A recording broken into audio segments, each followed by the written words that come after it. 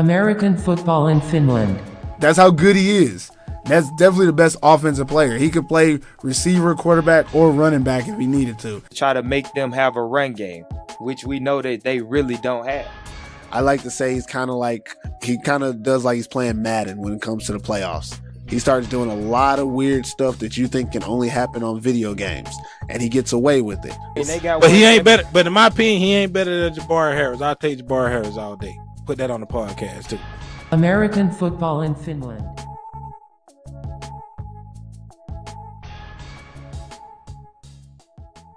All right, welcome to the AFF podcast. The voice in your ears right now is Perfect Purvis. I'm back again doing it, what we do here.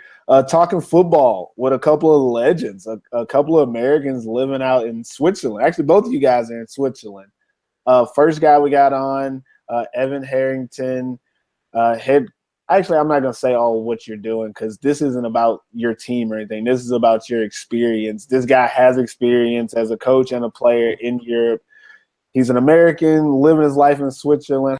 Welcome to the show, Evan. Glad to have you. Look forward to hearing some great ideas from you. Second guy we got here, first coach I ever had in Europe back in, 2011?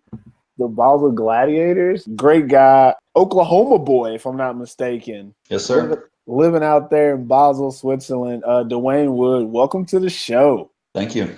Good to have both you guys here. As you can tell, my introductions aren't the best because it's not about you. It's about me and my topic. So we're going to just talk. How do we get better coaches in Europe? I think in the next 5 to 6 years, you're going to be looking at less American import players and probably more American import coaches. Probably. I think that's the best way to go to. I mean, you need one American on offense and one American on defense. More than that's already a little bit crazy. Yeah. It's sad that it has to be the quarterback, but the quarterback is the man, right? Yeah. Finland's thing is more of they initially, I'm assuming again, because I don't know, but I assume that here the whole issue is we don't have enough players. TIF, this is Finland. We don't have enough players. So they allow for so many imports to supplement the normal players. So the teams can have 40 players. What? Then play 8-man. Nobody want to play 8-man. You know that. No respect for 8-man. I love 8-man.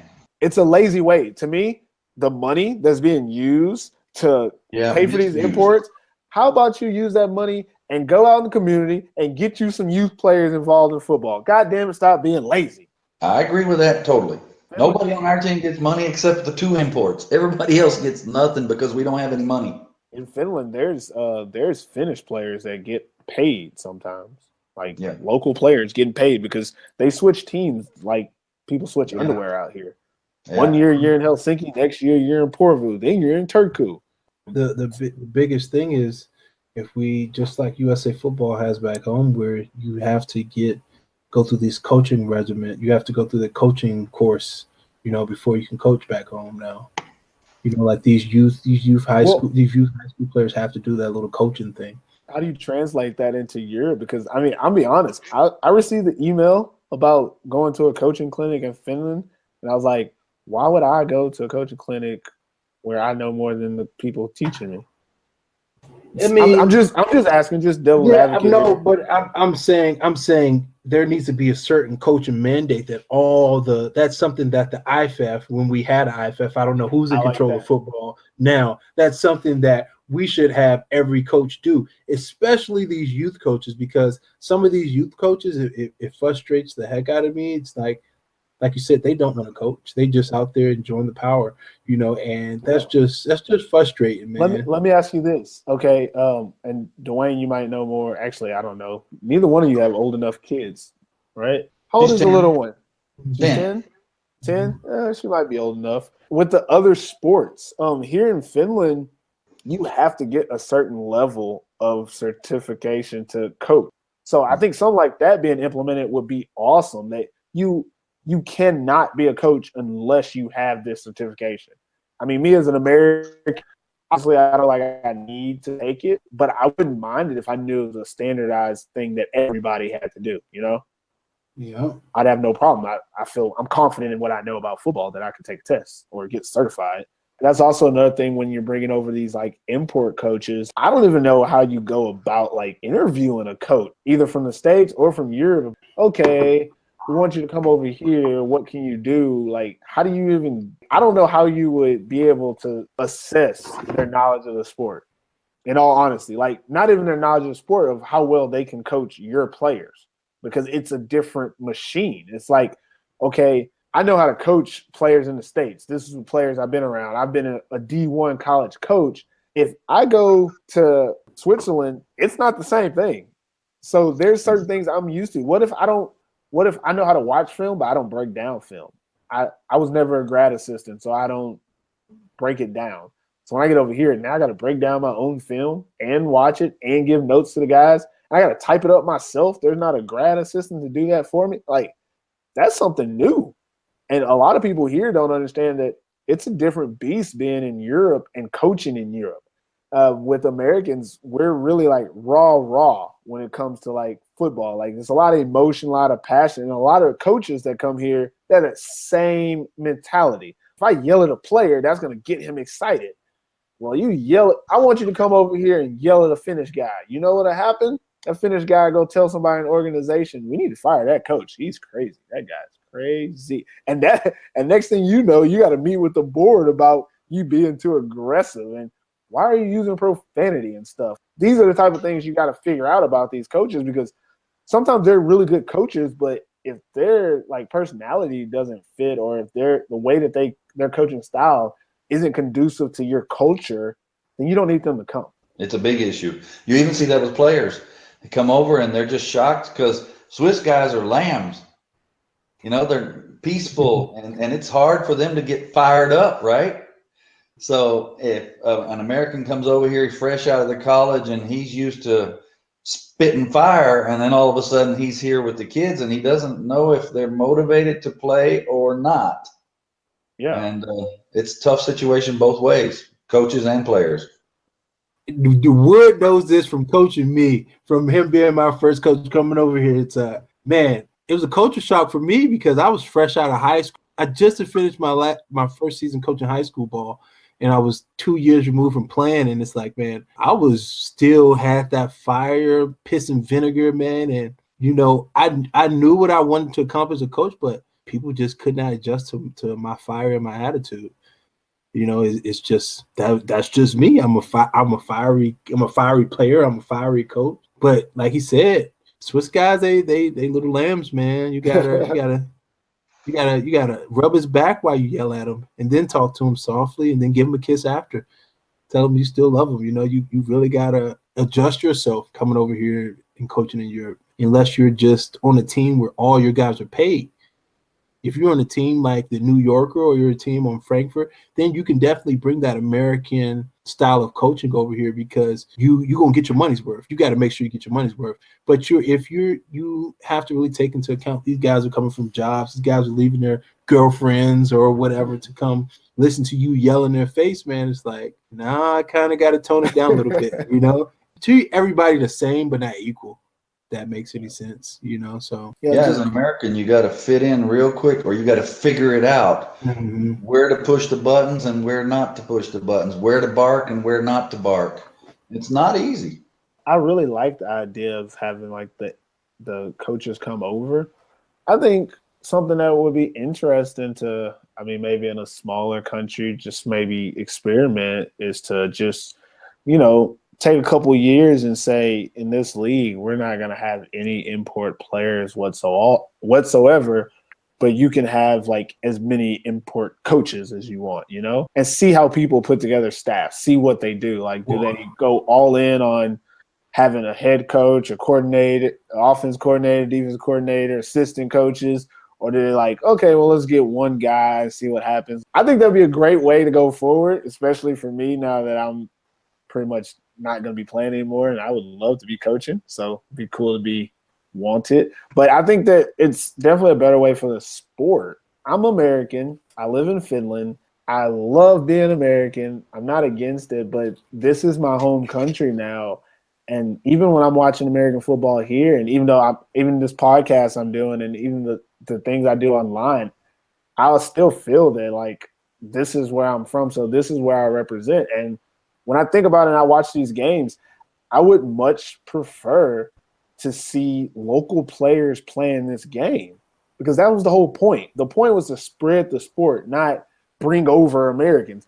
The import system is to help develop, not to supplement your team. You want to develop your players.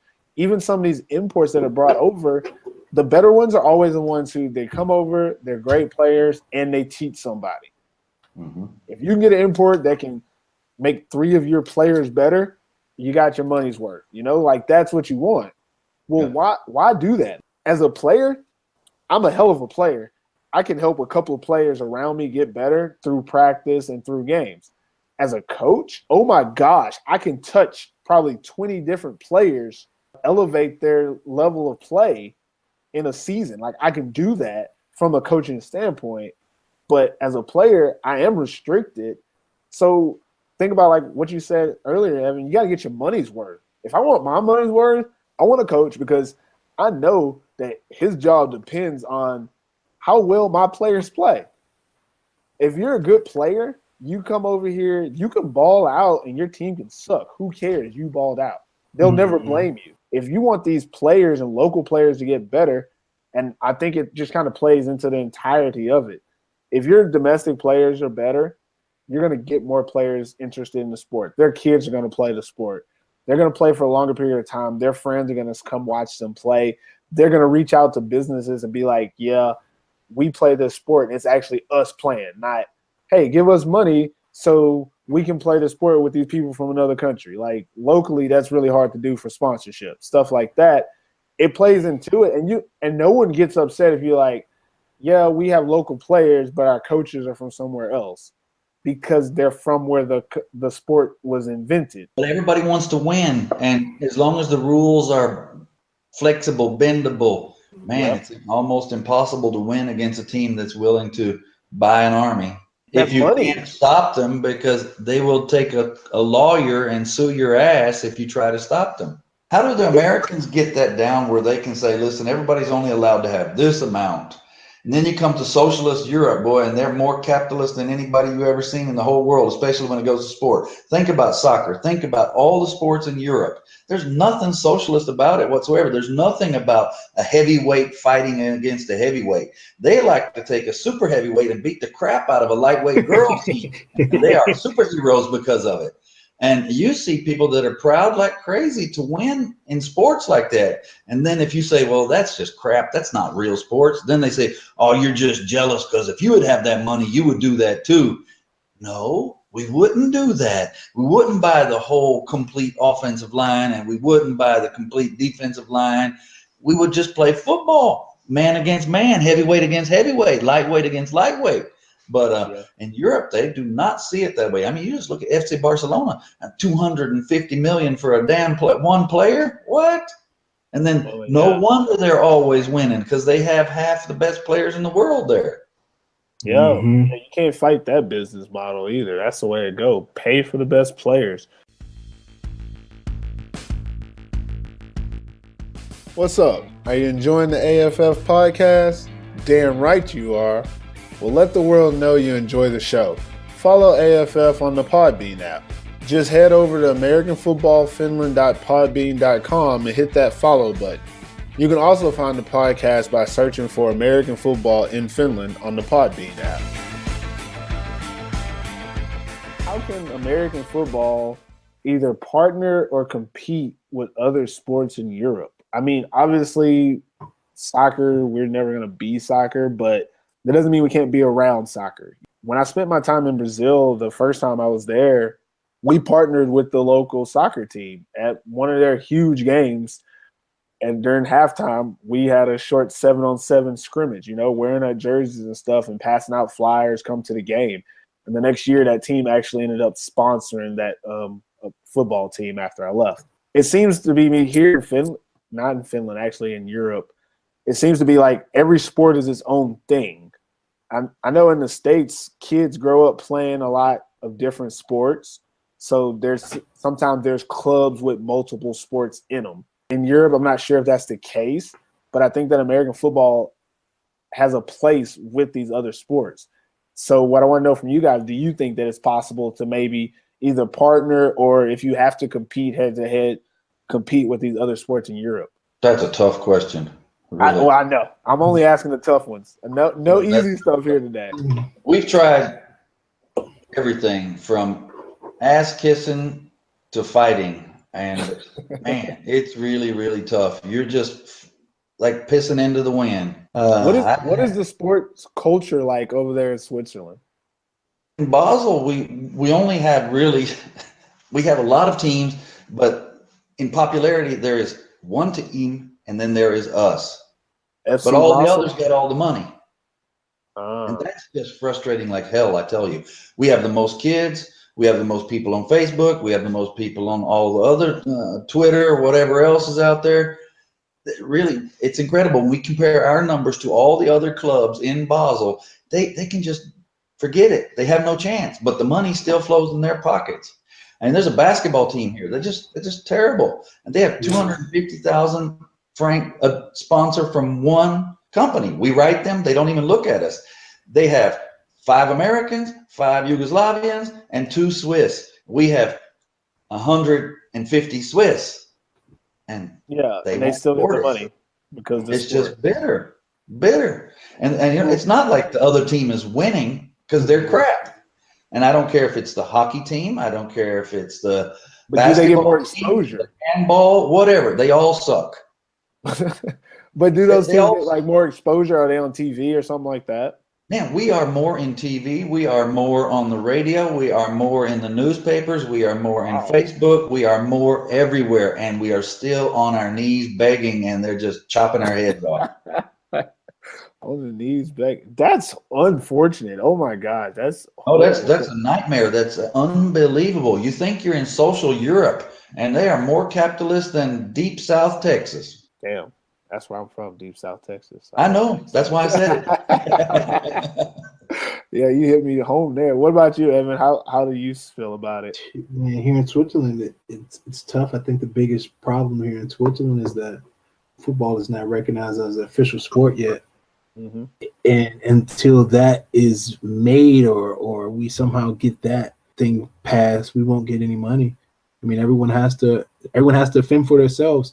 It's not like, you know, in Germany, football is recognized as a sport. You know, some of the youth teams, I believe they get some sort of funding from the government or things like that. But we don't get none of that. We don't get none of that here in Switzerland, you know.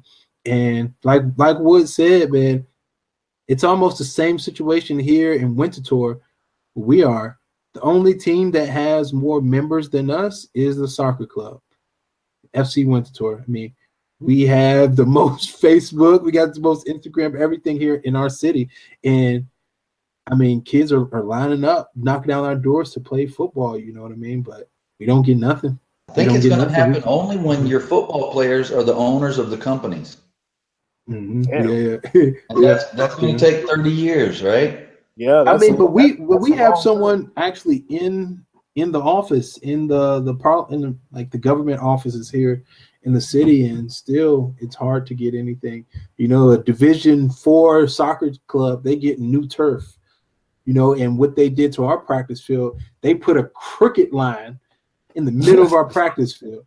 And it's like, you gotta be kidding me. Like, these guys play cricket once a blue moon.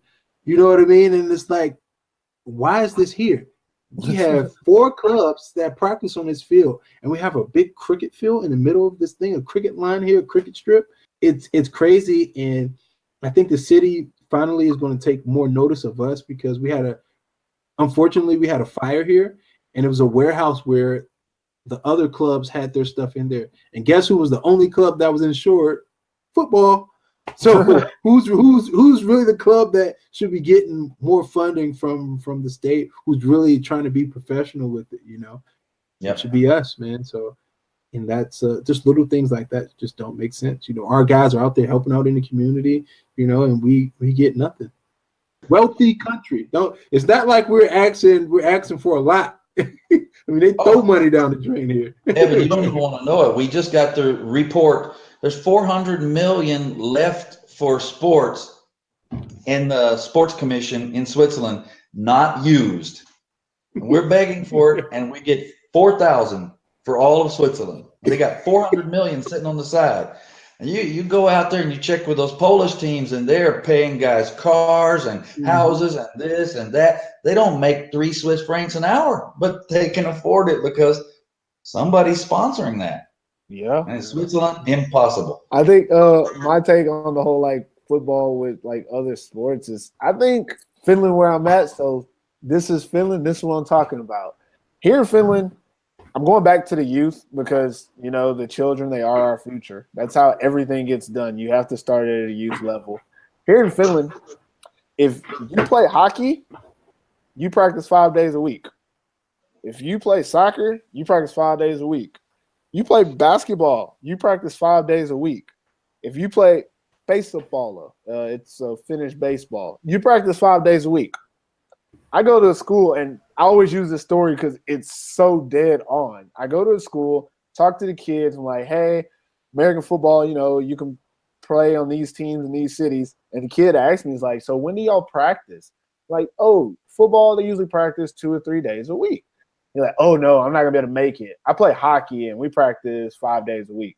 Why'd you ask if you knew you weren't going to have any time? That's what I was thinking in the back of my head. Like, what days did you think we were going to practice? On none of those 5 days? The thing that really came across when he said this was that, okay, if you play hockey, hockey coaches don't want you to play another sport. If you play hockey 5 days a week, or if you play it 3 days a week in off season, and actually hockey and football have different seasons, so players and coaches have actually approached hockey teams and been like, hey, would it be okay if we talk to some of your players, see if they're interested in football? And these hockey coaches are like, no, we don't want our players playing any other sports. And the same thing goes for basketball, same thing goes for soccer. So it's like this, oh, no, we can't do that. We don't want you to do that. Finland is the first place I've been. I've been that many places, but Finland's the first place I've been where there's this thing called overtraining that's done, where a basketball player will take a month off from playing because he's overtrained. Why are you overtrained? Well, I practice 7 times in a week. I have 7 practices in a 5-day period, and then we play games on the weekends.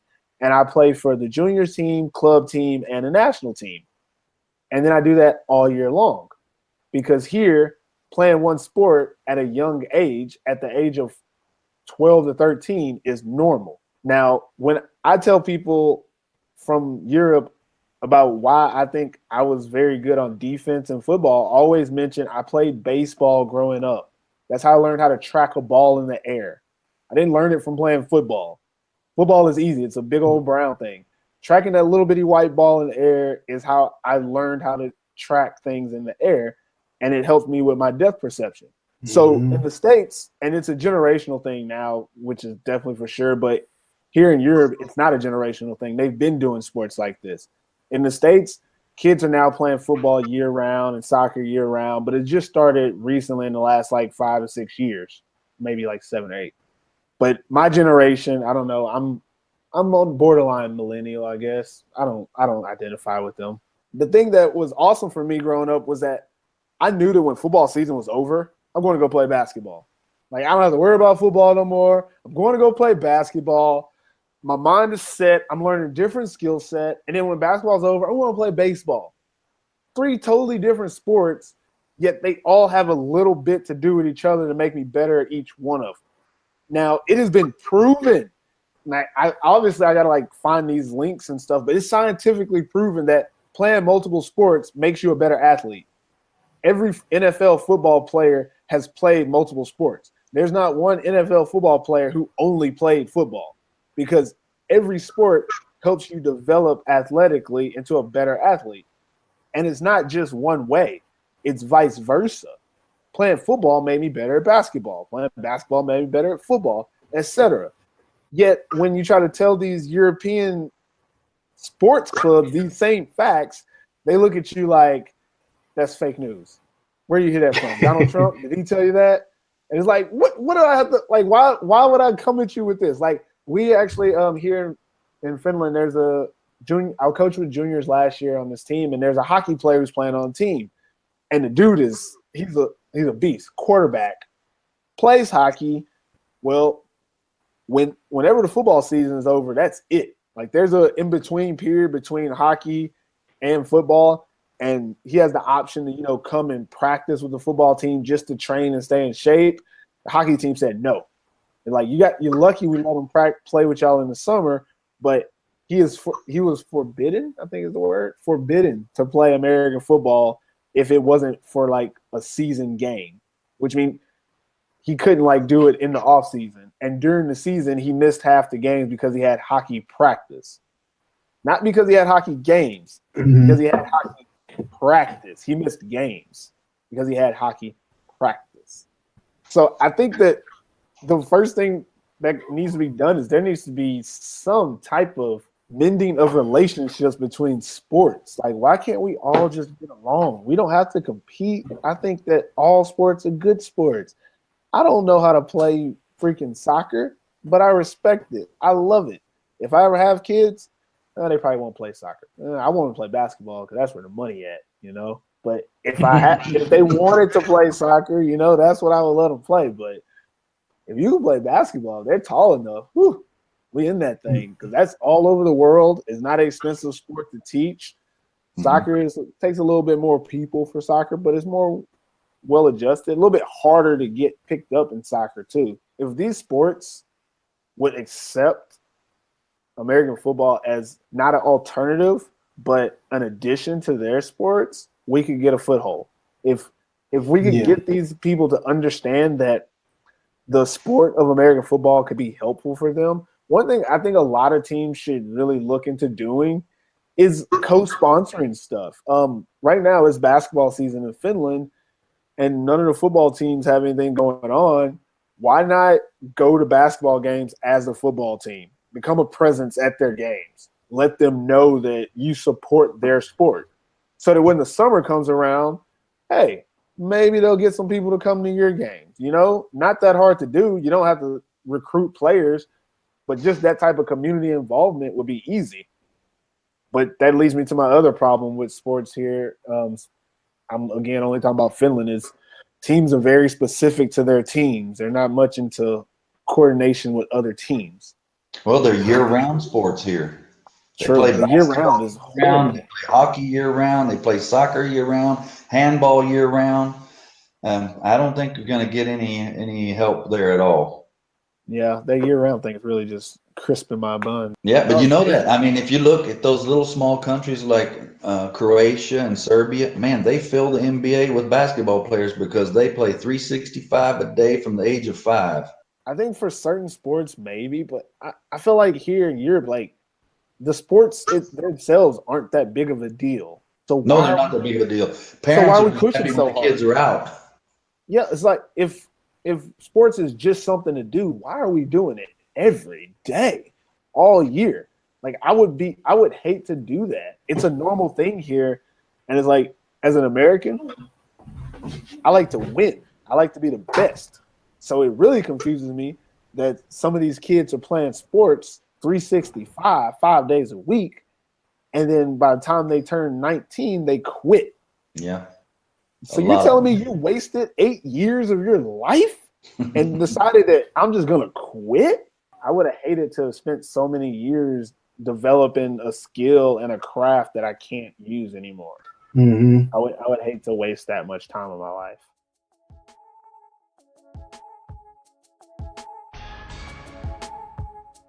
American Football in Finland is now on iTunes. Please rate the show and subscribe today.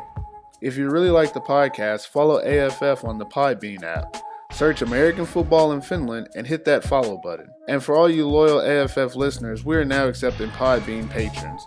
Click Become a Patron on the AFF page and pledge your loyalty. Thanks for listening. American Football in Finland.